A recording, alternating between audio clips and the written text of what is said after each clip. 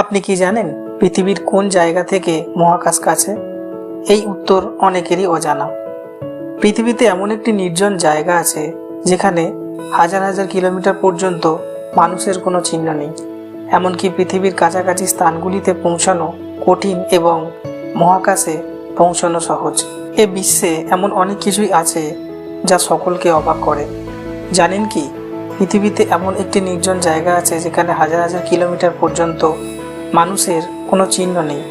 এমনকি পৃথিবীর কাছাকাছি স্থানগুলিতে পৌঁছানো কঠিন এবং মহাকাশে পৌঁছানো অনেক সহজ। পৃথিবীর সবচেয়ে নির্জন জায়গার নাম পয়েন্ট নিমো। প্রশান্ত মহাসাগরের এই বিচ্ছিন্ন স্থানটিকে পৃথিবীর সবচেয়ে দুর্গম এলাকা হিসেবে বিবেচনা করা হয়। এই জায়গাটি দক্ষিণ আমেরিকা, অস্ট্রেলিয়া এবং নিউজিল্যান্ডের মধ্যে অবস্থিত। এখানে কোনো দেশের আবিষ্কার নেই।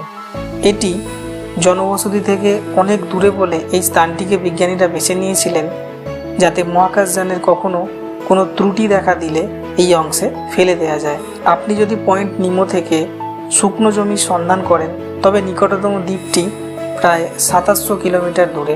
একই সময়ে আপনি যদি এই স্থান থেকে 400 কিলোমিটার উপরে হাঁটেন তবে আপনি আন্তর্জাতিক স্পেস স্টেশনে পৌঁছে যাবেন।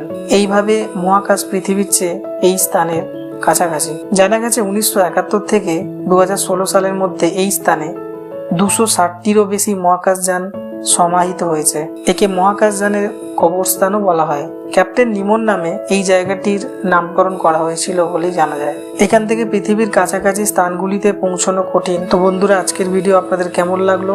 আশা করি ভালোই লেগেছে। ভালো লাগলে অবশ্যই একটি লাইক করবেন এবং বন্ধুদের সঙ্গে এবং আপনজনের সঙ্গে ভিডিওটি শেয়ার করবেন। এবং চ্যানেলে নতুন হয়ে থাকলে এবং এই ধরনের ইন্টারেস্টিং ভিডিও দেখার জন্য চ্যানেলটিকে অবশ্যই সাবস্ক্রাইব করে পাশে থাকা বেল বাটনটি প্রেস করে দেবেন, যাতে যখনই নতুন ভিডিও আমি পাবলিশ করব সবার প্রথম আপনার কাছে নোটিফিকেশান পৌঁছে যায়।